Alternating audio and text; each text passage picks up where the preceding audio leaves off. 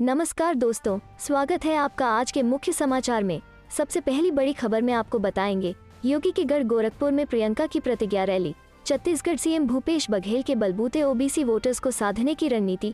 इसी के साथ दूसरी बड़ी खबर में जिक्र होगा कि समाजवादी विजय रथ यात्रा लेकर हरदोई पहुंचे अखिलेश यादव, बौद्ध भिक्षुओं से की मुलाकात। तीसरी बड़ी खबर में आपको बताएंगे कि यूपी चुनाव 2022, भाजपा की पूर्व सांसद सावित्रीबाई ने की सपा अध्यक्ष अखिलेश यादव से मुलाकात। दोस्तों, हर एक खबर की गहराई में आपको ले जाएंगे, लेकिन दोस्तों खबर में आगे बढ़ने से पहले अगर आपको भी ऐसा लगता है कि 5 राज्यों के चुनाव में महंगाई का असर पड़ेगा और भाजपा का सुपड़ा साफ होगा, तो आप अभी इस वीडियो को लाइक कीजिए और इस लाल बटन को दबाकर चैनल को सब्सक्राइब करके घंटी बजाइए और कमेंट में लिखिए जय हिंद। योगी के गढ़ गोरखपुर में प्रियंका की प्रतिज्ञा रैली, छत्तीसगढ़ सीएम भूपेश बघेल के बलबूते ओबीसी वोटर्स को साधने की रणनीति। जी हाँ दोस्तों, उत्तर प्रदेश की सियासत में अपनी जमीन तलाशने के लिए कांग्रेस पुरजोर कोशिश में लगी हुई है।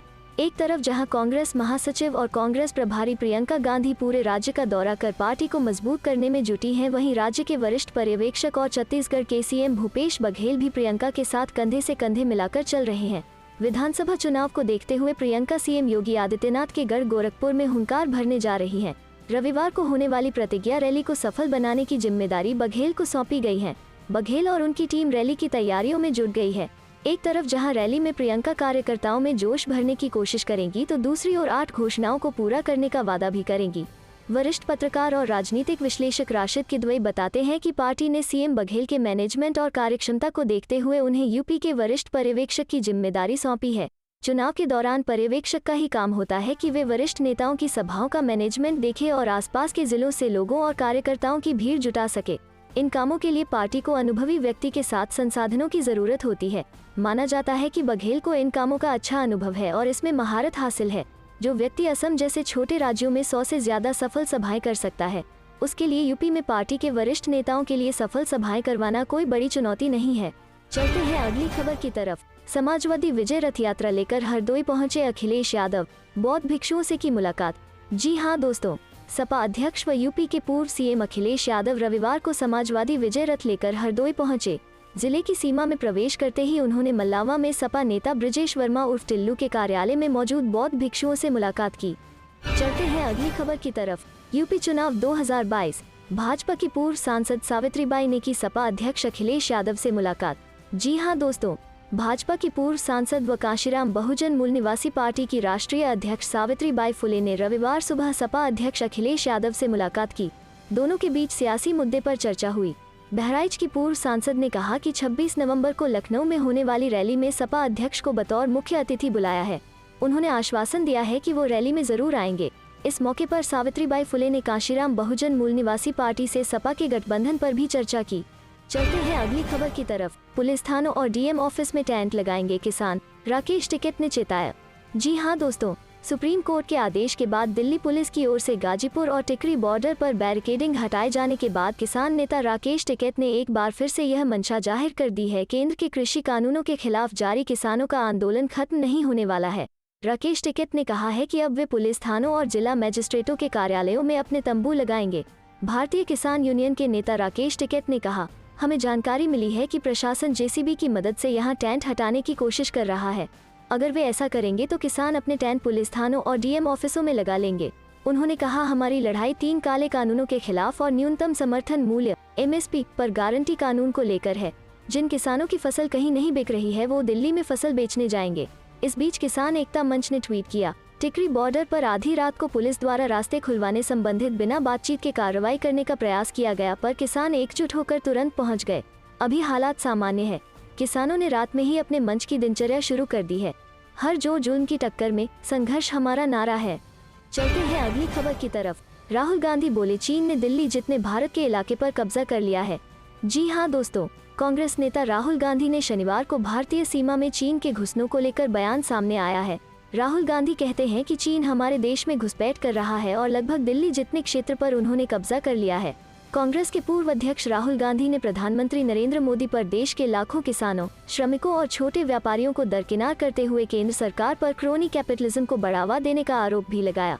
राहुल ने पणजी के पास कांग्रेस पार्टी की बैठक में कहा, इस देश में एक त्रासदी सामने आ रही है। चीनी हमारे देश में घुसते हैं, हमारी हजारों किलोमीटर की जमीन पर कब्जा कर लेते हैं।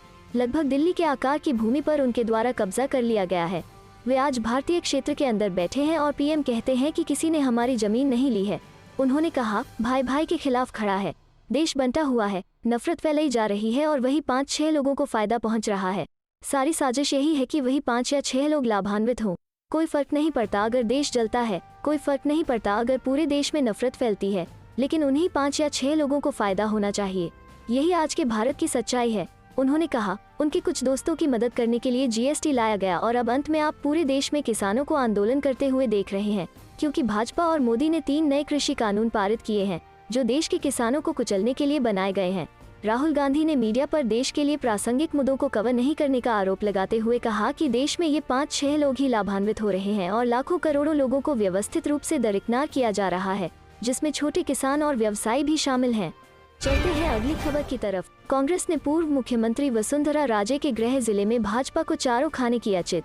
जी हां दोस्तों, कांग्रेस ने विधानसभा चुनावों की तरह एक बार फिर से पूर्व मुख्यमंत्री वसुंधरा राजे के गृह जिले में भाजपा को चारों खाने चित कर दिया है।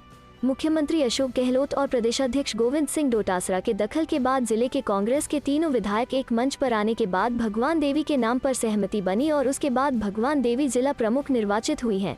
भगवान देवी को 19 मत मिले, जबकि भाजपा की पवनेश शर्मा को 4 मत पर ही संतोष करना पड़ा। जिला परिषद में 17 सदस्य कांग्रेस के थे, जबकि 6 सदस्य बीजेपी के थे, लेकिन मतदान के दौरान बीजेपी के 2 मत कांग्रेस को जाने से बीजेपी में क्रॉस वोटिंग हो गई।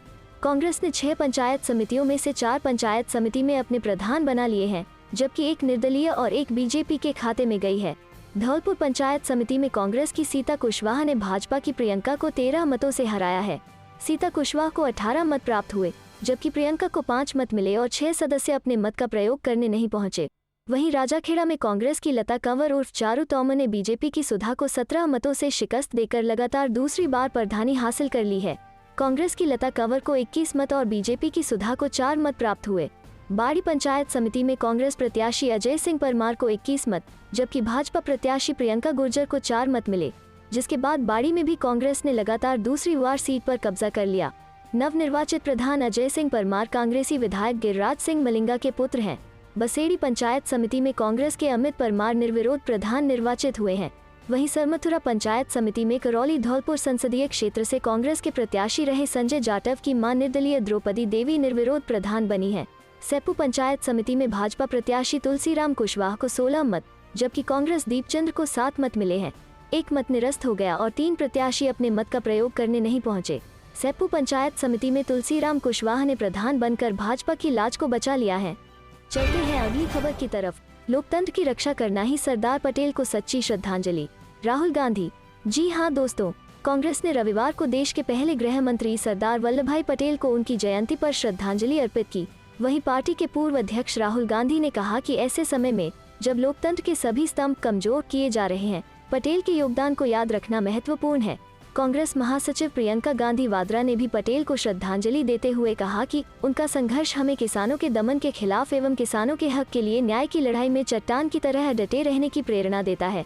राहुल ने ट्वीट किया, आज जब हमारे लोकतंत्र के सभी स्तंभ कमजोर किए जा रहे हैं, हमें सरदार वल्लभभाई पटेल के योगदान को याद करना होगा। इन स्तंभों का निर्माण करने वाले कांग्रेस नेताओं में से एक महत्वपूर्ण आवाज उनकी भी थी। लोकतंत्र की रक्षा करना ही सरदार पटेल को सच्ची श्रद्धांजलि है। प्रियंका ने ट्वीट किया, लौह पुरुष सरदार वल्लभभाई पटेल जी ने बारदोली सत्याग्रह में किसानों के हक, स्वाभिमान और सम्मान की आवाज बुलंद की। उनका संघर्ष हमें किसानों के दमन के खिलाफ एवं किसानों के हक के लिए न्याय की लड़ाई में चट्टान की तरह डटे रहने की प्रेरणा देता है। कांग्रेस ने अपने आधिकारिक ट्विटर हैंडल पर कहा, भारत को एकजुट रखने की इस लड़ाई में, नफरत पर प्यार की जीत सुनिश्चित करने की इस लड़ाई में, हमारे किसानों को, हमारे लोगों को, हमारे देश को बचाने की इस लड़ाई में हम भारत रत्न सरदार वल्लभभाई पटेल को आज और हर दिन याद करते हैं। केंद्र 31 अक्टूबर को पटेल की जयंती को राष्ट्रीय एकता दिवस के रूप में मनाता है। चलते हैं अगली खबर की तरफ। बिहार के सीएम बने तेजस्वी तो जाओगे जेल, लालू छोड़ते नहीं, नीतीश बचा नहीं पाएंगे, ऑडियो वायरल। जी हां दोस्तों, जदयू के मुख्य प्रवक्ता एवं पूर्व मंत्री नीरज कुमार ने बिहार प्रशासनिक सेवा के एक अधिकारी पर राजद के पक्ष में कुशेश्वर स्थान के एक वोटर को धमकाने का आरोप लगाया है। उन्होंने मोबाइल पर बातचीत का 2 ऑडियो टेप जारी कर कहा है कि विपक्ष के नेता तेजस्वी यादव बताएं कि किसके पक्ष में सत्ता का दुरुपयोग किया गया है। नीरज ने अपने ट्वीट में कहा कि राजद को जनता पर भरोसा नहीं है, जदयू के मुख्य प्रवक्ता के मुताबिक ऑडियो की आवाज बिहार प्रशासनिक सेवा के एक अधिकारी की है। वे पहले कुशेश्वर स्थान में बीडीओ थे, अभी गया के उप विकास आयुक्त के कार्यालय में सहायक परियोजना पदाधिकारी हैं। अधिकारी ने कुशेश्वर स्थान विधानसभा क्षेत्र के वोटर रंजन को कहा कि वो अपने गांव के जन वितरण प्रणाली के दुकानदार भागीरथ को जदयू की तरफदारी करने से रोके। उसे बताए कि तेजस्वी यादव की सरकार बनने जा रही है, लालू प्रसाद छोड़ते नहीं हैं, मुख्यमंत्री नीतीश कुमार उसे बचाने नहीं आएंगे, 3 साल की सजा हो जाएगी। अधिकारी के मुताबिक जविप्र का दुकानदार भागीरथ वोटरों के बीच रुपया बांटता है, जदयू को वोट देने के लिए कहता है। बाद में अधिकारी ने भागीरथ से भी बातचीत की। हालांकि ऑडियो में भागीरथ अधिकारी को ही हड़का रहा है। वो कह रहा है कि जदयू उम्मीदवार अमन हजारी हमारा भाई है, आप राजद के लिए वोट मांगिए, हम अमन के लिए वोट मांगेंगे, हमें जविप्र दुकान की चिंता नहीं है, आप धमकी मत दीजिए। चलते हैं अगली खबर की तरफ। बिहार उपचुनाव, तेजस्वी बोले हर जाति और वर्ग ने राजद के पक्ष में किया मतदान, बड़ा होगा जीत का अंतर। जी हाँ दोस्तों, नेता प्रतिपक्ष तेजस्वी यादव ने दावा किया है कि उपचुनाव में आखिरकार जीत जनता की हो गई। उपचुनाव की दोनों सीटों पर लड़ाई तीर और लालटेन की नहीं, जनता और सरकार के बीच थी। जीत का अंतर भी बड़ा होगा। हर जाति और वर्ग के लोगों ने राजद उम्मीदवारों के पक्ष में वोट किया है। तेजस्वी यादव शनिवार को पार्टी कार्यालय में प्रेस से बात कर रहे थे। उन्होंने कहा कि जनता सरकार से ऊब चुकी है। उन्होंने आरोप लगाया कि महंगाई, बेरोजगारी, भ्रष्टाचार, लालफिताशाही सब चरम पर है। सरकार ने प्रशासन का पूरा दुरुपयोग किया, पीडीएस डीलर को तंग किया गया, लेकिन सारे हथकंडे नाकाम हो गए। एक सवाल के जवाब में तेजस्वी ने आरोप लगाया कि आनंद मोहन को परेशान किया जा रहा है। अगर मोबाइल मिला है तो इसके लिए दोषी कौन है? वो अनशन पर बैठे हैं, उनकी सजा पूरी हो गई है, लेकिन उन्हें छोड़ा नहीं जा रहा है। यह भी आरोप लगाया कि कुशेश्वर स्थान में मेरे कार्यकर्ताओं के घर पुलिस को भेजा जा रहा है। लेकिन क्या होगा? सरकार से ऊबी जनता ने पहले ही मन बनाया था। चुनावी सभाओं में बड़ी संख्या में महिलाएं भाग ले रही थी, उसी हिसाब से उन लोगों ने वोट भी किया है। किसानों की भीड़ देख गदगद हुए टिकैत, बोले आरएसएस के लोग खतरनाक हैं, उनसे बचकर रहो। जी हाँ दोस्तों, अमरोहा स्थित जोई के मैदान में आयोजित किसान महापंचायत को संबोधित करते हुए किसान नेता राकेश टिकैत ने केंद्र और प्रदेश सरकार पर जमकर हमला बोला। उन्होंने कहा कि इन सरकारों ने एक से दूसरी बिरादरी को लड़ाने और तोड़ने का काम किया है। देश के हालात बेहद खराब हैं, यह समझना पड़ेगा। पिछले 1 साल से किसान दिल्ली के बॉर्डर पर आंदोलन कर रहे हैं, लेकिन यह सरकार आरोप लगाने के अलावा कुछ और नहीं कर रही है। इन लोगों ने आंदोलन में शामिल हुए सरदारों को खालिस्तानी बता दिया, जबकि मुसलमानों को पाकिस्तानी घोषित कर दिया। जब यहाँ के लोग धरने में शामिल हुए तो आंदोलन जाटों का बता दिया। इन्होंने उत्तर प्रदेश के भीतर हिंदू मुस्लिम के दंगे कराए। यह लोग हरियाणा के अंदर गए तो वहाँ जाट और नॉन जाट की राजनीति की। गुजरात के भीतर पटेल और नॉन पटेल की राजनीति की। ये सरकारें तोड़ फोड़ पर विश्वास करती हैं। भाजपा ने बिहार में पहुंचकर लालू यादव का परिवार तोड़ा और यूपी में मुलायम सिंह के परिवार को तोड़ डाला। ये आरएसएस के लोग बेहद खतरनाक हैं, इनसे बच के रहो। इस दौरान किसानों की भीड़ देखकर राकेश टिकैत गदगद दिखे। इससे पहले पदाधिकारियों ने राकेश टिकैत को हल और हुक्का देकर सम्मानित किया। चलते हैं अगली खबर की तरफ। यूपी सरकार पर बरसी प्रियंका गांधी, कहा यूपी में सरकार बनने पर खत्म करेंगे बिजली बिल के जरिए होने वाली लूट। जी हाँ दोस्तों, कांग्रेस महासचिव प्रियंका गांधी ने यूपी सरकार पर निशाना साधा है। प्रियंका गांधी ने आरोप लगाया है कि बीजेपी शासित उत्तर प्रदेश में लोग बिजली बिलों के जरिए होने वाली लूट का सामना कर रहे हैं। उन्होंने दावा किया कि राज्य में सत्ता में आने पर उनकी पार्टी इस लूट को खत्म कर देगी।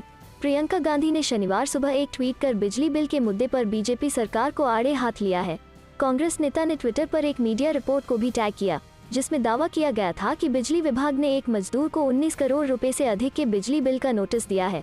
प्रियंका ने इसी रिपोर्ट का हवाला देते हुए ट्वीट किया, भाजपा राज में बिजली बिलों और स्मार्ट मीटरों की लूट से प्रदेश का आमजन बुरी तरह त्रस्त है। प्रियंका गांधी ने कहा कि बिजली विभाग ने मेहनत मजदूरी करने वाले परिवार को 19 करोड़ 19 लाख रुपए के बिजली बिल का नोटिस थमा दिया है। कांग्रेस की सरकार बनने पर बिजली बिलों के जरिए हो रही इस लूट को समाप्त कर दिया जाएगा। चलते हैं अगली खबर की तरफ। उत्तर प्रदेश चुनाव से पहले अखिलेश यादव की सेंधमारी, 6 बीएसपी और 1 बीजेपी विधायक सपा में शामिल। जी हाँ दोस्तों, उत्तर प्रदेश में चुनाव आने वाले हैं और सियासत गर्म हो चुकी है। नेताओं की दल बदल का सिलसिला जारी है। इसी कड़ी में यूपी के चुनावी माहौल में अखिलेश यादव ने विरोधी खेमों में बड़ी सेंधमारी की है। बीएसपी के 6 विधायक और बीजेपी के 1 विधायक अपनी पार्टी छोड़कर समाजवादी पार्टी में शामिल हो गए। पार्टी अध्यक्ष अखिलेश यादव की मौजूदगी में इन 7 विधायकों को सदस्यता दिलाई गई। बीएसपी के असलम रायनी, असलम अली चौधरी, मुज्तबा सिद्दीकी, हाकिम लाल बिंद, हरगोविंद भार्गव, सुषमा पटेल और भारतीय जनता पार्टी के राकेश राठौर सपा में शामिल हो गए हैं। चलते हैं अगली खबर की तरफ। भाजपा परिवार भागता परिवार दिखाई देगा, अखिलेश यादव ने बीजेपी पर कसा तंज। जी हां दोस्तों, आज बहुजन समाज पार्टी के 6 और भारतीय जनता पार्टी के एक विधायक ने समाजवादी पार्टी का दामन थाम लिया। उत्तर प्रदेश विधानसभा चुनाव से पहले ये बीएसपी के लिए बड़ा झटका है। सपा सुप्रीमो अखिलेश यादव ने विधायकों को पार्टी की सदस्यता ग्रहण करवाई। इसके बाद अखिलेश मीडिया से मुखातिब हुए और भाजपा पर तंज कसते हुए कहा कि अब भाजपा परिवार भागता परिवार दिखाई देगा और इस बार के चुनाव में बीजेपी पूरी तरह से साफ हो जाएगी। सपा नेता ने कहा कि अभी बहुत से लोग हैं तो उनकी पार्टी में आना चाहते हैं। अखिलेश ने योगी सरकार पर निशाना साधते हुए कहा कि जनता को किया गया एक भी वादा पूरा नहीं हुआ है। चलते हैं अगली खबर की तरफ। वे नफरत फैलाते हैं और हम प्यार। गोवा में राहुल गांधी का भाजपा पर बड़ा हमला। जी हां दोस्तों, गोवा में राहुल गांधी ने कांग्रेस पार्टी के चुनावी अभियान का आगाज किया। प्रदेश में पार्टी को बेहतर प्रदर्शन की उम्मीद है, इसलिए राहुल गांधी चुनावी मैदान में उतरे हैं। उन्होंने इस दौरान जमकर भारतीय जनता पार्टी को निशाने पर रखा। इसके अलावा कांग्रेस पार्टी की नीति व नीयत को आम लोगों के साथ जुड़ा करार दिया। राहुल गांधी ने कहा कि कांग्रेस केवल चुनावी वादे नहीं करती है, बल्कि हमारा घोषणा पत्र काम करने की गारंटी है। राहुल गांधी शनिवार को गोवा के 1 दिवसीय दौरे पर पहुंचे। इसके साथ ही पार्टी के चुनावी अभियान का बिगुल फूंक दिया गया है। राहुल गांधी ने अपने दौरे के तहत मछुआरा समुदाय के बीच पहुंचे। उन्होंने कांग्रेस पार्टी के चुनावी घोषणा पत्र पर इस दौरान कहा कि इसमें जो वादे किए गए हैं वे प्रतिबद्धता नहीं बल्कि एक गारंटी है। भाजपा पर निशाना साधते हुए उन्होंने कहा कि यह पार्टी नफरत फैलाती है, लोगों को विभाजित करती है। कांग्रेस प्यार और स्नेह फैलाती है। हम लोगों को जोड़ने और आगे ले जाने में यकीन करते हैं। राहुल गांधी ने कहा कि मैं यह स्पष्ट करना चाहता हूं कि भाजपा और कांग्रेस के बीच क्या अंतर है। कांग्रेस भारत के लोगों को एकजुट करने और उन्हें आगे ले जाने में विश्वास करती है। उन्होंने कहा कि भाजपा की नफरत का कांग्रेस का जवाब प्यार और स्नेह है। उन्होंने कहा कि जब भी वे नफरत फैलाते हैं और लोगों को बांटते हैं तो हम प्यार और स्नेह फैलाते हैं। मैं यहाँ आपका और अपना वक्त बर्बाद करने के लिए नहीं आया हूँ। जैसे आपका वक्त महत्वपूर्ण है तो मेरा वक्त भी महत्वपूर्ण है। हम आपसे घोषणा पत्र में जो वादा करेंगे वो महज कोई वादा नहीं बल्कि गारंटी होगी। राहुल गांधी ने कांग्रेस के आश्वासन के संबंध में कहा कि मेरी विश्वसनीयता मेरे लिए महत्वपूर्ण है। अन्य नेताओं से जब मैं यहाँ कुछ कहता हूँ तो मैं सुनिश्चित करूंगा कि वैसा ही हो। अगर मैं यहाँ आया हूँ तो मैं आपसे कहता हूँ कि हम कोयला हब की अनुमति नहीं देंगे। अगर मैं यह नहीं करता हूँ तो अगली बार जब मैं यहाँ आऊँगा तो मेरी कोई विश्वसनीयता नहीं रहेगी। उन्होंने कहा कि पार्टी ने छत्तीसगढ़ में किसानों का कर्ज माफ कर उनसे किए वादे पूरे किए। आप पंजाब और कर्नाटक जा सकते हैं, हमने वहाँ भी किए गए वादों को पूरा किया। चलते हैं अगली खबर की तरफ। प्रियंका गांधी के नेतृत्व में कांग्रेस लड़ने जा रही है आजादी की दूसरी लड़ाई। एमएलसी दीपक सिंह। जी हां दोस्तों, कांग्रेस उत्तर प्रदेश में अपनी सियासी जमीन वापस पाने के लिए हर संभव कोशिश कर रही है। सियासी जमीन वापस पाने के लिए ही कांग्रेस प्रदेश में प्रतिज्ञा यात्रा निकाल रही है। अमेठी पहुंची प्रतिज्ञा यात्रा का संचालन कर रहे एमएलसी दीपक सिंह ने कहा कि कांग्रेस ने देश की आजादी की लड़ाई गांधी जी के नेतृत्व में लड़ी। अब कांग्रेस प्रियंका गांधी के नेतृत्व में आजादी की दूसरी लड़ाई लड़ने जा रही है। वो लड़ाई गोरे अंग्रेजों के खिलाफ थी। यह लड़ाई काले कारनामे करने वाले काले अंग्रेजों के खिलाफ है। सत्ताधारी पार्टी पर निशाना साधते हुए उन्होंने कहा कि बीजेपी ने जनता से चीनी 13 रुपए और पेट्रोल 35 रुपए प्रति लीटर देने का वादा किया था, लेकिन आज जनता 110 रुपए प्रति लीटर पेट्रोल खरीद रही है। कांग्रेस के राष्ट्रीय सचिव और उत्तर प्रदेश प्रभारी बाजीराव खड़गे ने अमेठी में सांसद और केंद्र सरकार की मंत्री स्मृति ईरानी के विकास पर तंज कसा। उन्होंने कहा कि पूर्ण रूप से असफल मंत्री अमेठी में सिर्फ दिखावे का दौरा करती हैं। अमेठी में राहुल गांधी के प्रयास से प्रस्तावित कार्य ठंडे बस्ते में डाल दिए गए हैं। खड़गे ने आगे कहा कि निरंकुश सत्ता के विरुद्ध अमेठी से लहर उठनी शुरू हो गई है। अमेठी गांधी परिवार का कर्म क्षेत्र और परिवार है। यहाँ के लोगों से गांधी परिवार का पारिवारिक और भावनात्मक रिश्ता है जो कभी मिटने वाला नहीं है। परिवार में जो भूल या गलतियाँ होती हैं उसे परिवार के सभी लोग मिलकर सुधारते हैं। उन्होंने प्रतिज्ञा यात्रा के दौरान सगरा तिराहे पर स्थित राजीव गांधी की प्रतिमा पर माल्यार्पण करने के बाद नुक्कड़ सभा में ये बातें कही। कालीकंद मोड़ पर एनएसयूआई के अध्यक्ष सौरभ मिश्र की अगुवाई में सैकड़ों की संख्या में बाइक सवार युवाओं ने यात्रा का स्वागत किया। प्रतिज्ञा यात्रा का संचालन कर रहे एमएलसी दीपक सिंह ने कहा कि प्रदेश और केंद्र की बीजेपी सरकार से जनता पूरी तरह त्रस्त है। पूर्व विधायक अजय राय ने कहा कि बीजेपी सरकार लोकतंत्र का गला घोंट रही है, संविधान का उल्लंघन कर रही है, विपक्षी दलों को आवाज उठाने नहीं दे रही है। सरकार में जो भी जनता की आवाज उठाता है उसको गिरफ्तार या नजरबंद कर दिया जाता है। वक्ताओं ने प्रियंका गांधी के संदेश को बताते हुए कांग्रेस सरकार बनने पर किए जाने वाले कार्यों की जानकारी सार्वजनिक करते हुए सरकारी की नाकामी गिनाई। गौरीगंज में जिलाध्यक्ष प्रदीप सिंघल समेत बड़ी संख्या में कार्यकर्ता मौजूद रहे। चलते हैं अगली खबर की तरफ। संजय राउत का भाजपा पर निशाना, बोले 2024 में कांग्रेस के साथ गठबंधन वाली सरकार सत्ता में आएगी। जी हां दोस्तों, शिवसेना सांसद संजय राउत ने शनिवार को सत्तारूढ़ पार्टी भाजपा पर जमकर निशाना साधा। उन्होंने कहा कि 2024 में कांग्रेस के साथ एक गठबंधन वाली सरकार सत्ता में आएगी, जो मौजूदा एक पक्षीय सरकार के शासन को समाप्त कर देगी। पुणे प्रेस क्लब द्वारा आयोजित जे.एस. करंदीकर स्मारक व्याख्यान को संबोधित करने के बाद पुणे में पत्रकारों से बात करते हुए राउत ने कहा कि कांग्रेस के बिना कोई भी सरकार नहीं बन सकती है। कांग्रेस देश की एक प्रमुख पार्टी है। कांग्रेस विपक्षी पार्टी भी है और अन्य क्षेत्रीय पार्टियां हैं।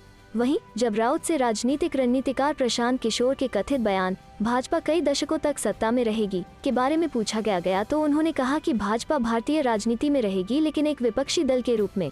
उन्होंने कहा, भाजपा का दावा है कि वो दुनिया की सबसे बड़ी पार्टी है। अगर दुनिया की सबसे बड़ी पार्टी चुनाव हार जाती है तो वे विपक्षी पार्टी बन जाती है। उदाहरण के लिए महाराष्ट्र में भाजपा 105 विधायकों के साथ मुख्य विपक्षी दल है।